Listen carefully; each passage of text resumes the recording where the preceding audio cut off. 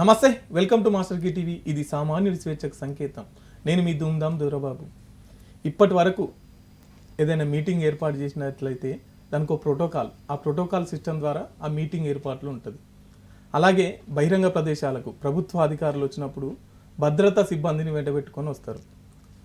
అసలు ఈ భద్రతా సిబ్బంది ఉండాలా వద్దా, ప్రోటోకాల్ అంటే ఏంటి, ఈ ప్రోటోకాల్ పైన అలాగే భద్రతా సిబ్బంది పైన ఆల్ తెలుగు ప్రజా పార్టీ అభిప్రాయం ఏంటి, ఇవన్నీ మనతో చర్చించడానికి ఆల్ తెలుగు ప్రజా పార్టీ జాతీయ అధ్యక్షులు డాక్టర్ కట్టికల శివభాగ్యరావు సార్ మనతో ఉన్నారు. వారితో మాట్లాడి మరిన్ని వివరాలు తెలుసుకుందాం. సార్ నమస్తే. నమస్తే సార్, ఇప్పుడు మొన్న సత్యసాయి జిల్లాలో మడకశిర రైట్ దాంట్లో తహసీల్దార్ను సస్పెండ్ చేస్తూ కలెక్టర్ ఉత్తర్వులు జారీ చేశారు. రైట్ ఎందుకంటే ఈ ప్రోటోకాల్కి సంబంధించి డబ్బులు ఎట్లా అనేది ఒక అతనితో మాట్లాడుతున్న వీడియో చాలా బాగా వైరల్ అయింది. అవును. సో అసలు ఫస్ట్ ప్రోటోకాల్ అంటే ఏంటి సార్? రైట్. ప్రోటోకాల్ అనేది సీనియర్ ఆఫీసర్స్ వచ్చినప్పుడు కానీ, సీనియర్ మినిస్టర్స్, క్యాబినెట్ మినిస్టర్స్ కానీ, ఎమ్మెల్యేస్ వచ్చినప్పుడు, ప్రతి ఒక్కరు వచ్చిన సీనియర్ పీపుల్ వచ్చినప్పుడు కొన్ని సిస్టమ్స్ ఉంటాయి. ఆ పద్ధతుల ప్రకారం వారికి ఇన్స్పెక్షన్ కావచ్చు, లేకపోతే రకరకాల పనుల మీద వస్తూ ఉంటారు. కాబట్టి అఫీషియల్ పనుల మీద వచ్చినప్పుడు తప్పనిసరిగా వారికి కావాల్సిన డేటా ఇవ్వాలి, ప్రోటోకాల్ చేయాల్సిందే, చూడాల్సిందే, దానిలో డౌట్ ఏం లేదు. కాకపోతే ఎంతవరకు చూడాలి ప్రోటోకాల్ అనేది మీరు చెప్పిన ఎంఆర్ఓ గారు ఆయన చెప్పింది ఏంటంటే, ఒక సెక్రటరీ, స్టేట్ లెవెల్ సెక్రటరీ వచ్చినప్పుడు భోజనాలు ఎక్కడి నుంచో హిందూపూర్ నుంచి తీసుకురావాలి, ఉండే గెస్ట్ హౌస్ కావచ్చు, హోటల్ కావచ్చు చాలా నీట్గా ఉండాలి, దోమ కనిపించకూడదు, ఇవన్నీ ఏదో చాలా చెప్పుకొచ్చారు. ఈ మనీ అంతా మేము ఎక్కడ చూడాలి అనేది ఆయన బాధ. దానికి ఆయన సస్పెండ్ చేశారనేసి మీడియాలో కూడా వచ్చింది. కొంత బూతులు కూడా రైట్ రైట్ రైట్ రైట్.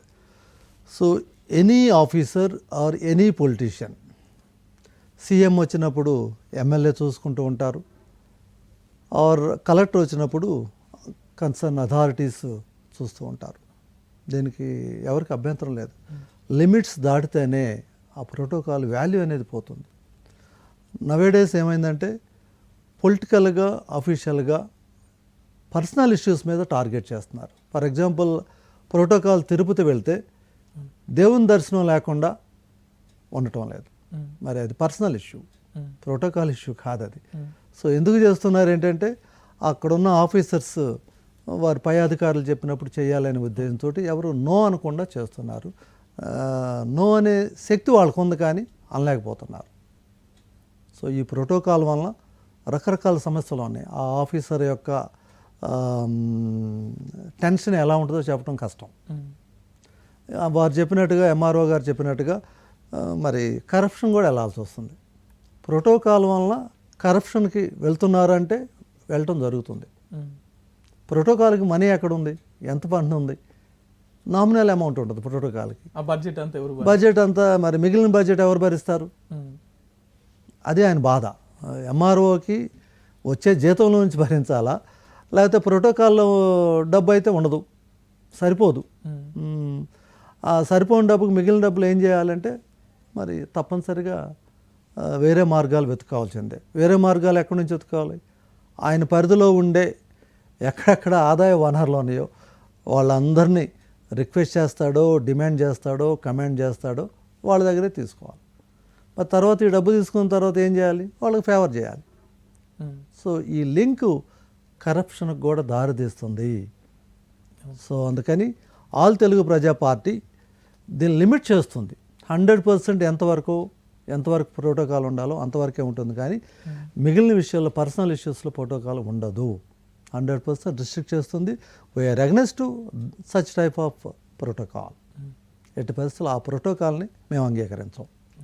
ఇప్పుడు ప్రోటోకాల్ వల్ల కొంత ట్రాఫిక్ కానీ ఇటువంటి సమస్యలు ఏర్పడుతున్నాయి. అలాగే ఒక పర్సన్ ఉన్నాడు అనుకో, ముఖ్య నేత ఉన్నాడు అనుకో, రైట్, అతని వెనుక ఒక 10-20 కార్లు. అవును. దీనివల్ల పెట్రోల్ ఖర్చు. రైట్. ఎస్. ప్రోటోకాల్ సిస్టమ్ వల్ల దగ్గరగా ఉండే ప్లేస్ కూడా హెలికాప్టర్లో కూడా వెళ్తున్నారు. అవును. ఎల్ఫాళ్ళు తయారు చేస్తున్నారు. అది పబ్లిక్ ఎక్చెక్కర్. పబ్లిక్ మనీ వేస్ట్ అయిపోతుంది. సీఎం అంటే ప్రోటోకాల్ అంటే ఆల్మోస్ట్ గవర్నమెంట్ ఎక్స్చెక్కర్కే ప్రజలు కట్టిన డబ్బు నుంచే వాడతారు కాబట్టి అది ప్రజాధనం వేస్ట్ అయిపోతుంది. ఒక్క 20 కిలోమీటర్లు 10 కిలోమీటర్లకు కూడా హెలికాప్టర్లో వెళ్ళాలా? అంత అవసరం ఉందా? ఎటు గ్రీన్ ఛానల్లో వెహికల్స్ వెళ్ళిపోతాయి. వెహికల్స్కి వెళ్ళిపోయేటప్పుడు నువ్వు హెలికాప్టర్లో వెళ్ళాల్సిన అంత నెసెసిటీ ఏముంది? అంత నెసెసిటీ అవసరం లేదు. సో కానీ హెలికాప్టర్లో వెళ్ళటం కానీ, స్పెషల్ ఫ్లైట్స్లో వెళ్ళటం కానీ, లేకపోతే ఒక 20-30 కార్లు వారితో పాటు ఫాలో అవటం కానీ అంత నెసెసిటీ లేదు. దానికి తోడు ప్రజలకి వెళ్ళేటప్పుడు గ్రీన్ ఛానల్లో వెళ్ళటం వలన ప్రజలందరికీ ఇబ్బందే. మీరు చెప్పినట్టుగా పెట్రోల్ ఖర్చు, అదే మ్యాన్ పవర్ ఖర్చు, వెహికల్స్ ఖర్చు, ఇవన్నీ కూడా ఎక్స్పెండిచర్ గవర్నమెంట్ ప్రజల చేత కలెక్ట్ చేయబడిన ట్యాక్సెస్ నుంచే వాడతారు. కాబట్టి ప్రజలు కూడా అర్థం చేసుకోకుండా యూట్యూబ్లో రీసెంట్గా చూస్తున్నాం, అసలు దాన్ని ఎక్కువగా గొప్పగా చెప్పుకుంటున్నారు. మా నేత ఇంత హెలికాప్టర్లు వెళ్తున్నారు, మా నేత 100 కార్లు వెనకమాలు వెళ్తున్నారు, జై హో అనేసి కూడా చెప్పుకుంటున్నారు. మన ఛానల్ వాళ్ళు కూడా ఆలోచించాల్సినవి, ఛానల్స్ కావచ్చు, యూట్యూబర్స్ కావచ్చు, ఎవరైనా. I appeal all the people, public money, ప్రజలు కట్టిన ట్యాక్స్ నుంచి మనీ కనుక ఖర్చు పెడితే దాన్ని జాగ్రత్తగా ఉండమని చెప్పాలే కానీ అది గొప్పగా చెప్పుకోవటం అనేది ప్రజల్ని మిస్గైడ్ చేస్తున్నట్లు లెక్కే. అందుకని అలాంటి పద్ధతులకి స్వస్తి పలకాల్సిన అవసరం ఉంది. ఆల్ తెలుగు ప్రజా పార్టీ మాత్రం 100% వీటికి ఇంపార్టెన్స్ ఇస్తుంది. ఇంపార్టెన్స్ అంటే వ్యతిరేకంగానే పనిచేస్తుంది. ఇప్పుడు ఈ ప్రోటోకాల్ సిస్టమ్ ద్వారా ప్రజల కొరకు ఎన్నుకోబడ్డ నాయకులు ప్రజలకు కొంత గ్యాప్ మెయింటైన్ చేయాల్సిన అవసరం వస్తుంది. అంటే ఇప్పుడు ఒక మీటింగ్ అయిందనుకో, ఆ మీటింగ్ ప్రోటోకాల్ సిస్టమ్ ద్వారా ఆయన వస్తాడు, మాట్లాడి వెళ్ళిపోతుంటాడు తప్ప ప్రజల సమస్యలను పట్టించుకోవడం, ప్రజలతో నేరుగా మాట్లాడడం, రైట్, ఇది లేకుండా పోతుంది. రైట్. అసలు ప్రజా జీవితంలోకి ఎందుకు వస్తారు? సేవ చేయడానికి వస్తారు. సేవ చేయడానికి వచ్చినప్పుడు అసలు వారి సమస్యలు ఏంటో తెలియకుండా, అందుకనే పాదయాత్రలు ఇవన్నీ చేసే సమస్యలు తెలుసుకుంటామని వెళ్తారు కానీ సమస్యలు ఏమీ తెలియవు. డబ్బు ఉంది కాబట్టి ఖర్చు పెట్టేసేసి వాళ్ళ సమస్యలు తెలుసుకోవడానికి ప్రయాణం అవుతూ ఉంటారు. దీనివల్ల అగైన్ ప్రభుత్వంలోకి వచ్చిన తర్వాత తప్పనిసరిగా ప్రభుత్వ ఎక్స్చెక్కర్ నుంచే ఖర్చు పెడతారు. సో ఈ యొక్క ప్రజల సమస్యలు తెలుసుకోలేకపోవటం వల్ల ఈ రాజకీయ నాయకులు మళ్ళీ అగైన్ అదే పని చేస్తున్నారు. ఈ ప్రజలు కూడా వారి దగ్గరికి వెళ్ళి సమస్యలు చెప్పుకోవాలి. మొన్నే చూసాం ప్రజాపాలన యాంగిల్లో ప్రజలు, వేలాది ప్రజలు దరఖాస్తులు ఇవ్వడానికి వచ్చారు. అసలు సిస్టమ్ ఏంటండి? ఇప్పుడు ప్రజల సమస్యలు తీర్చాల్సింది పోయి ప్రజలు దరఖాస్తు ఇవ్వాల్సిన అవసరం ఏముంది? నువ్వేం చేస్తావు? నువ్వు ప్రజాపాలన అంటున్నావు, లేకపోతే ప్రజలు దరఖాస్తులు అంటున్నావు కదా. అసలు ప్రజలు ఎందుకు దరఖాస్తు ఇవ్వాలి? అంటే సమస్య నువ్వు తెలుసుకోకుండా, సమస్య నువ్వు తెలుసుకుంటే వాళ్ళు రావాల్సిన అవసరం లేదు. ఎక్కడో శ్రీకాకుళం నుంచి విజయవాడ సీఎం ఆఫీస్కు రావాలి అంటే 2 days టైం. కూలి వాళ్ళైతే కూలి పని చేసుకుంటే కూలి నష్టం అవుతుంది, కూలి పని చేసుకోలేరు. దాంతోపాటు డబ్బులు ఖర్చు పెట్టుకుని రావాల్సి వస్తుంది. ఇప్పుడు ఒక వ్యక్తి అందరిని కలుసుడు కంటే అందరూ ఒక వ్యక్తి దగ్గరికి వచ్చడం, అసలు సిస్టమే ప్రజాస్వామ్యంలో ప్రజల సమస్యలు తెలుసుకుని, ఏమి సమస్యలు ఉన్నాయో తెలుసుకుని పనిచేయాల్సిన ప్రభుత్వం. అలా ప్రజలందరినీ ఒక చోట అసలు మీటింగ్స్ ఎందుకు పెట్టాలి అంటే నీకు ప్రజా సమస్యలు తెలియవు. నువ్వు 1,00,000 మందితో మీటింగ్ పెడుతున్నావంటే నీకు ప్రజా సమస్యలు తెలియవు. వాళ్ళు వస్తున్నారంటే బలవంతాన్ని తీసుకొస్తున్నావా, డబ్బులు ఇచ్చి తీసుకొస్తున్నావా, లేకపోతే ఏ విధంగా తీసుకొస్తున్నారు? వాళ్ళు వస్తున్నారు. సో అందుకని ప్రజా సమస్యలు నువ్వు తెలుసుకోలేకపోవటం వల్లనే ఈ 75 సంవత్సరాల్లో పేదలుగానే ఉంటున్నారు, ధనికులుగా తయారవుతున్నారు. సరే, ఈ ప్రోటోకాల్ పైన ఆల్ తెలుగు ప్రజా పార్టీ అభిప్రాయం ఏంటి? 100% we are against to private protocol system. సొంతంగా ప్రోటోకాల్ని పెట్టుకుని హంగామా క్రియేట్ చేయటం. ఒక ఎమ్మెల్యే కానీ, ఒక కలెక్టర్ కావచ్చు, ఎవరైనా కావచ్చు. ఈయన పాపం మరి ఆయన ఏం చేస్తాడు? ఎంఆర్ఓ ఏం చేస్తాడు? డబ్బులు లేవు తన దగ్గర, మనీ లేకపోతే ఏం చేయాలి? లంచం తీసుకోవాల్సిందే. కరప్షన్ దారి తీస్తున్నట్లకే. ఇప్పుడు కలెక్టర్ గారు ఆయన సస్పెండ్ చేయటం వలన కరప్షన్కి సపోర్ట్ చేసినట్లక్క, లేకపోతే ఎవరు సపోర్ట్ చేసినట్లక్క? ఎట్లా తెలుసుకోవాల్సింది. అది తెలుసుకోవాల్సిన ప్రజలు, అదేవిధంగా మీడియా సంస్థలు ఏం చెప్తాయి. ఇప్పుడు కలెక్టరు సస్పెండ్కు ఉత్తర్వులు జారీ చేశారు, కానీ ఒక తహసీల్దారు తన సొంత ప్రయోజనం కాకుండా దీనికోసం ప్రోటోకాల్ కోసం మాట్లాడినటువంటి పరిస్థితి.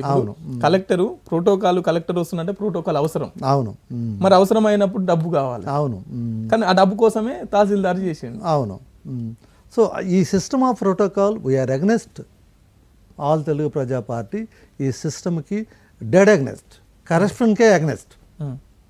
అది మా ప్రభుత్వం వస్తే 100% ప్రోటోకాల్ సిస్టమ్కి ఎంత ఖర్చు అయితే అంత గవర్నమెంటే ఇస్తుంది. మరి ఎట్లా అంటే ఒక కార్యక్రమాన్ని ఎట్లా నిర్వహిస్తారు ప్రోటోకాల్? గవర్నమెంటే ఇవ్వాలి, ఆ డబ్బు ఇవ్వాలి. ఇప్పుడు ఎంఆర్ఓ చేతులు దాచేసి కరప్షన్ చేయాల్సిన అవసరం లేదు కదా. ఇప్పుడు collector or principal secretary or MLA or MP ఎవరైనా వెళ్ళినప్పుడు వారికి బెంగళూరు నుంచి భోజనం తీసుకురావాలి, హిందూపూర్ నుంచి భోజనం తీసుకురావాలి, లేకపోతే వీళ్ళని తీసుకెళ్ళి అక్కడ డ్రాప్ చేయాలి, మరలా ఎయిర్పోర్ట్లో బెంగళూరు ఎయిర్పోర్ట్లో డ్రాప్ చేయాలి. ఏంటి, ఎంతవరకు లిమిట్ అది? సో దర్శనంకి వెళ్తే మళ్ళీ అగైన్ అక్కడ లోపలికి తీసుకువెళ్ళాలి, వాళ్ళకు సపరేట్ లైన్ పెట్టుకోవాలి. లేదంటే మన అయిపోయిన తర్వాత లడ్డు ఎన్ని లడ్లు కావాలో, ఒక ఇంటికి ఎన్ని లడ్లు కావాలో 4 లడ్లు కావాలి. మొత్తం ఒక 10 కేజీలు కావాలనేసి ఆర్డర్ చేస్తే ఆ 10 కేజీల లడ్లు ఎక్కడి నుంచి తేవాలి? మళ్ళీ బయట కొనుక్కు రావాలి. ఎక్కడి నుంచి వస్తాయి ఈ డబ్బు? సో కరప్షన్కి మూలం ప్రోటోకాల్ కూడా ఒక మూలమే. ప్రోటోకాల్ వలన కూడా కరప్షన్ డెవలప్ అవుతుంది. ఎంఆర్ఓ చాలా క్లియర్గా చెప్పాడు, నేను ఎక్కడి నుంచి తీసుకొచ్చేది మీరే ఇవ్వాలనేసి ప్రజలను అడుగుతున్నాడు. ప్రజలు ఎక్కడి నుంచి ఇస్తారు, ఎందుకు ఇస్తారు? సో కరప్షన్కి ఆరిజిన్ ప్రోటోకాల్ సిస్టంలోనే స్టార్ట్ అవుతుంది. అంటే ఇప్పుడు ఈ ప్రోటోకాల్ని ఒక క్రమశిక్షణ అంటే ఒక దాని తర్వాత ఒకటి సీరియల్ అని అనుకోవచ్చు కదా సార్? ప్రోటోకాల్కి ఎంత మనీ గవర్నమెంట్ ఇస్తుంది అనేది పబ్లిక్ రావాలి. ఫస్ట్ వైట్ పేపర్ రావాల్సిందే. ఒక్కొక్క ఎంఆర్ఓకి ఎంత ఇస్తున్నారు, ఒక్కొక్క ఎస్ఐకి, ఒక్కొక్క సిఐకి, సర్కిల్ ఇన్స్పెక్టర్కి ఎంత ఇస్తున్నారు, ఒక్కొక్క ఎండిఓకి ఎంత ఇస్తున్నారు. ప్రోటోకాల్ ఫండ్ ఉంటుంది, ఎంత ఇస్తున్నారు, నువ్వు ఎంత ఇస్తున్నావు. సో అది కనుక వైట్ పేపర్ రూపంలో ఈ సంవత్సరానికి పలానా ఎంఆర్ఓకి ప్రోటోకాల్ కోసం కొంత అమౌంట్ ఇచ్చాము, ఆ అమౌంట్ ఎంతో తెలియాలి, ప్రజలకు తెలియాలి. ఎంతమంది ఆఫీసర్లు వచ్చారు, ఎంతమంది పొలిటీషియన్స్ వచ్చారో కూడా ప్రజలకు తెలియాలి, ఎంత ఖర్చు పెట్టారో తెలియాలి.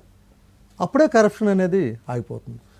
మొన్న పేపర్లో వచ్చింది సార్, ప్రధానమంత్రి ఫుడ్ ఖర్చే 100 కోట్లు అయింది. అవును, అంటే మరి ప్రజలు అర్థం చేసుకోవాలి, ఇది 100 కోట్ల రూపాయలతో ఫుడ్ ఖర్చు జరుగుతుందంటే 100 కోట్లు కావచ్చు, 100 రూపాయలు కావచ్చు. కరప్షన్ అనేది కరప్షనే, అవినీతి అనేది అవినీతే.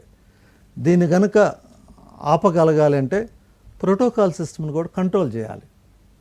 లిమిట్ ఎంతవరకు ప్రోటోకాల్ ఆఫీస్కి వచ్చాడు, టీ ఇవ్వాల్సిందే.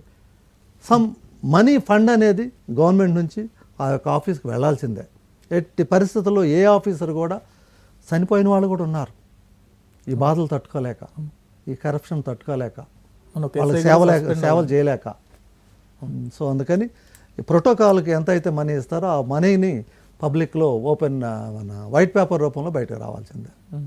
సో మా ప్రభుత్వం వస్తే 100% ప్రతి ఒక్కటి వైట్ పేపర్ రూపంలో బయటకు వస్తుంది. ఎవరికి ఎంత ఫండ్ ఇస్తుంది, ఏ కాంట్రాక్ట్కి ఎంత ఫండ్ ఇస్తుంది, కాంట్రాక్ట్కి ముందు కాంట్రాక్ట్ అయిన తర్వాత కూడా వైట్ పేపర్ రూపంలో ఆ యొక్క డీటెయిల్స్ అన్నీ కూడా బయటకు వస్తాయి. సో మొత్తం మీద అనవసరమైన ఆర్భాటాలు కాకుండా మనీని సేవ్ చేసి దాన్ని ప్రజలకు పంచడం అంటారు. ప్రజల కోసమే ఖర్చు పెట్టాలి, డెవలప్మెంట్ కోసం ఖర్చు పెట్టాలా, లేకపోతే సంక్షేమం కోసం ఖర్చు పెట్టాలి. మొత్తం సంక్షేమం చేసినా కూడా పేద దేశం ఇంకా పేద దేశం అవుద్ది, ఆహారం దొరకదు రేపు. సో మొత్తం సంక్షేమం, మొత్తం అభివృద్ధికి కూడా పెట్టకూడదు. ఈక్వల్ 50-50లో వెళ్ళిపోవాలి. అప్పుడే ప్రభుత్వం కూడా బాగుంటుంది, అదిగా ధనిక రాష్ట్రం అవుతుంది. అది